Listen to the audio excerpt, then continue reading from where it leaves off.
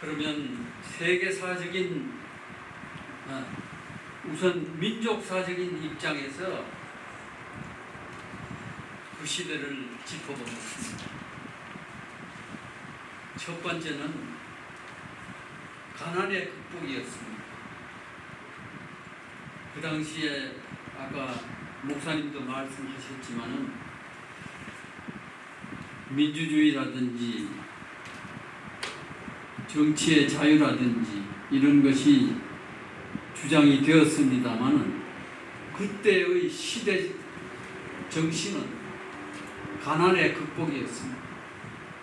우선 먹는 것이 급했고 생존이 급선무였습니다.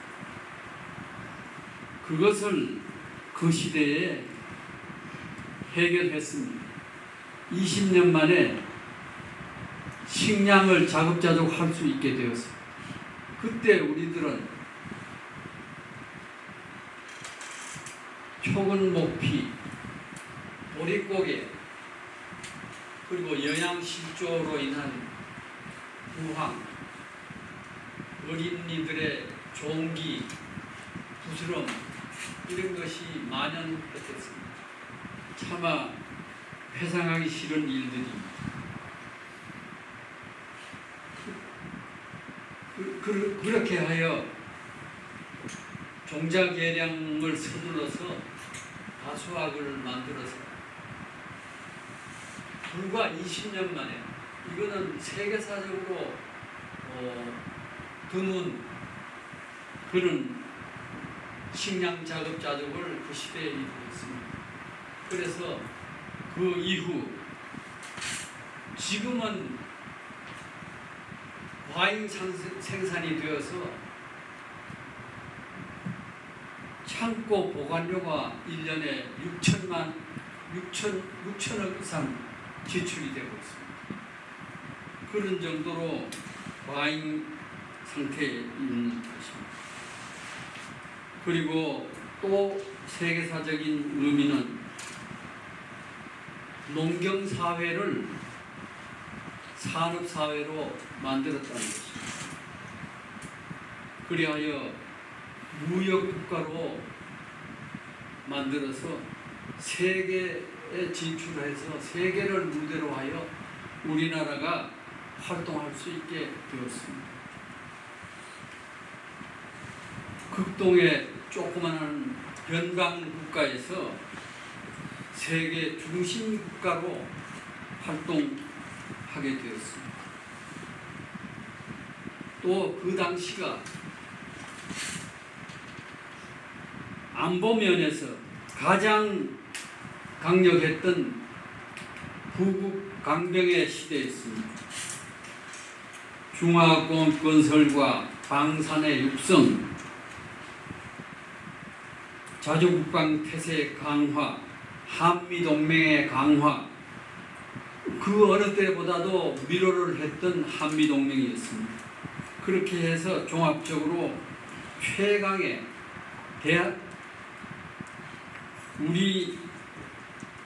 우리나라가 개국한 이래 가장 강력한 후국 강병의 시대를 그 시대에 구축하였습니다. 그리고 아까도 말씀드린 바와 같이 절망과 무기력에 찬 의식과 정신들을 개혁하고 혁명을 했습니다. 희망과 자신감을 불어넣고 하면 된다. 우리도 할 수 있다. 이렇게 해서 도전과 모험의 시대를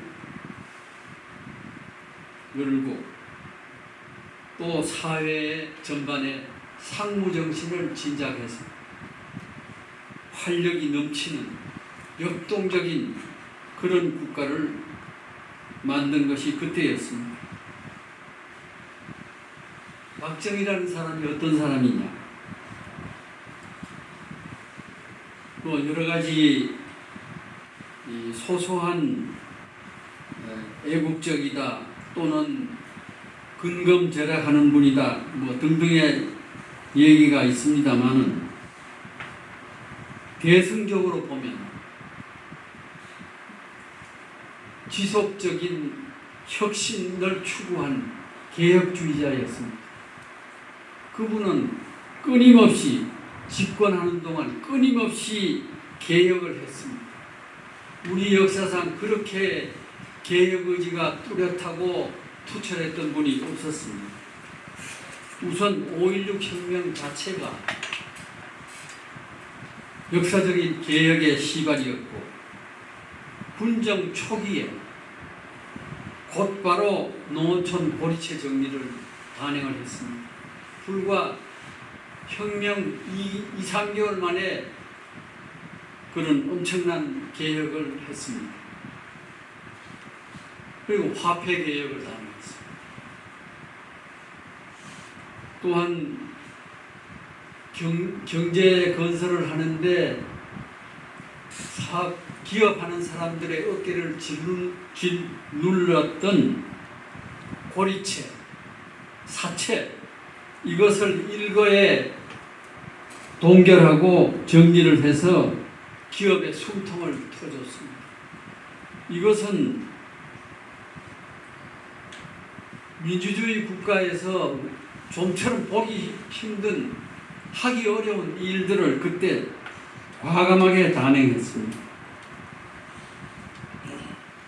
그리고 최후에는 유신까지도 중화공업의 순조롭고 강력한 추진을 위해서 단행을 했습니다.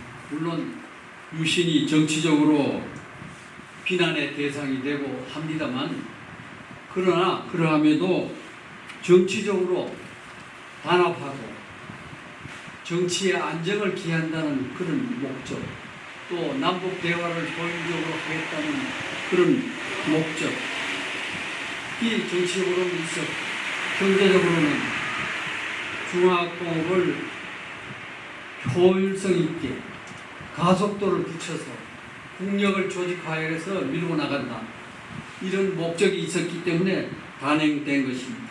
그래서 유신 기간 동안 우리나라 경제 성장률은 그 당시에 세계 제일이었습니다.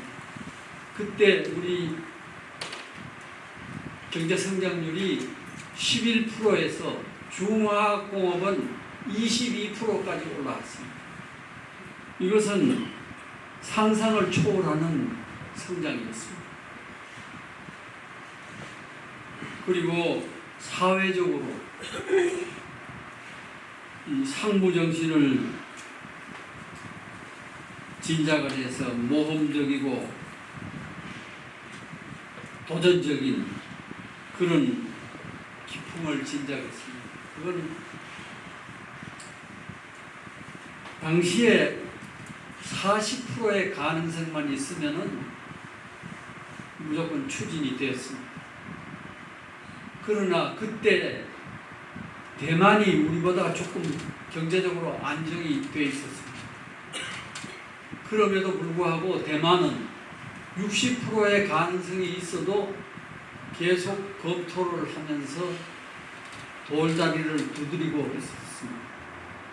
그래서 우리가 대만보다가 훨씬 앞서서 중화공업을 시작을 했고, 오늘날 우리가 대만보다 훨씬 앞선 중화공업이 된 것입니다. 박정희 대통령의 또 한 면의 위대성은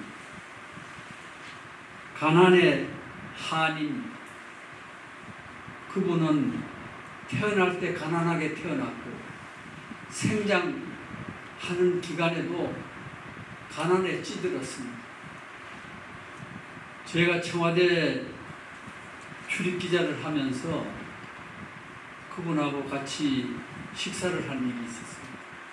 그때 식탁에 옛날 시골에서 먹던 비듬나물, 된장에 묻힌 비듬나물, 그것이 식탁에 나와서 제가 깜짝 놀랐습니다. 그래서 박 대통령한테 아니 어떻게 청와대에 이런 비듬나물이 나옵니까? 라고 말씀을 드렸더니 당신께서 후비 학교 다닐 때, 학교 5학년 때, 보통학교 5학년 때 36km를 달려서 하학을 하고 집에 돌아오면은 배가 고파서 허리가 쪼그라들고 했는데 어머니는 밭에 나가서 안 계시고 부뚜막을 보면은 어머니가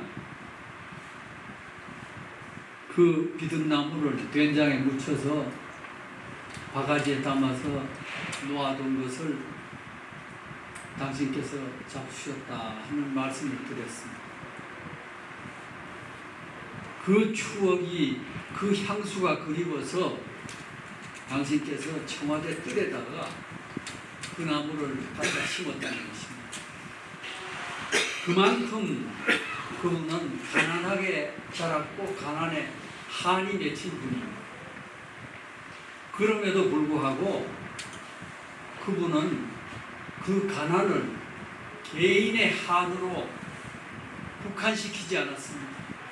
자기 혼자 잘 살겠다. 내가 돈을 많이 벌어야 되겠다. 왜 나만 잘 산다. 이런 생각을 전혀 하지 않았습니다. 그 가난의 한을 이거는 내 한이 아니라 국민의 한이요. 나라의 한이다. 이렇게 차원 높게 승화시켜서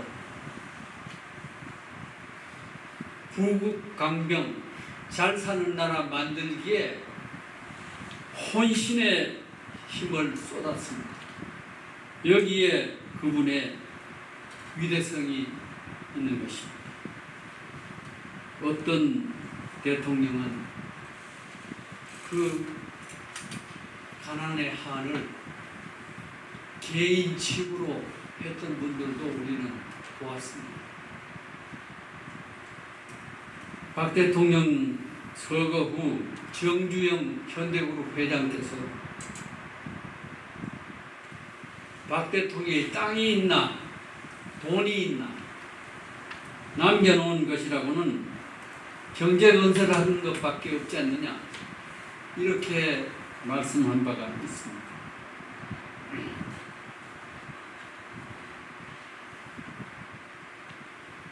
그리하여 박 대통령께서는 경제건설을 국정의 제일 지표로 삼고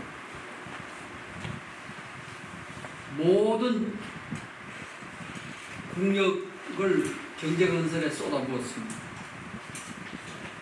고비용, 저효율의 정치 행태를 가장 싫어했고 개탄하면서 그 개혁을 늘 강조했습니다. 선거 때마다 선거 한번 치르면 공장 몇십 개가 날아간다고 개탄했습니다. 그래서 유신이 효율성 제고를 위해서 이루어진 것입니다. 그리고 박 대통령은 주체적이고 자주적인 그 시대의 마지막 민족주의자였습니다.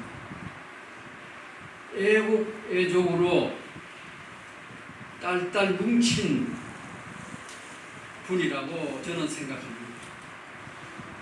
그리고 한국 사람으로서의 정체성이 그렇게 확고할 수가 없습니다. 그분의 민족주의는 흔히 민족주의가 폐쇄적이고 배타적이고 국수주의적으로 흐르기 쉬웠습니다. 아프리카 또는 제3국에서 민족주의가 횡행할 때 그 민족주의는 모두가 국수주의적인 방향으로 흘렀습니다. 그랬음에도 불구하고 박 대통령의 민족주의는 그렇지 않았습니다. 개방적이고 글로벌한 의식이 강했고 유연한 사고를 하게 되었습니다. 그리하여 해양 진출의 비전을 가지게 됐고,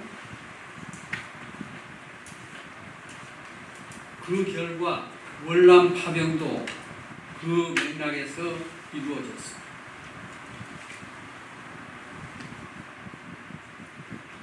역사적으로 동서고금을 막론하고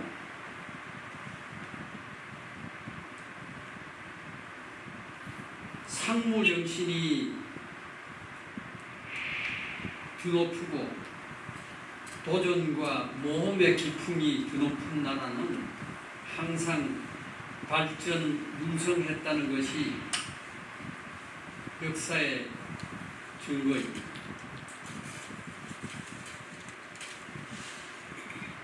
그 20년의 결과 남북관계에서는 61년 당시 우리나라는 GNP 89불, 세계 25개 국가 중에서 101위에 가난한 나라.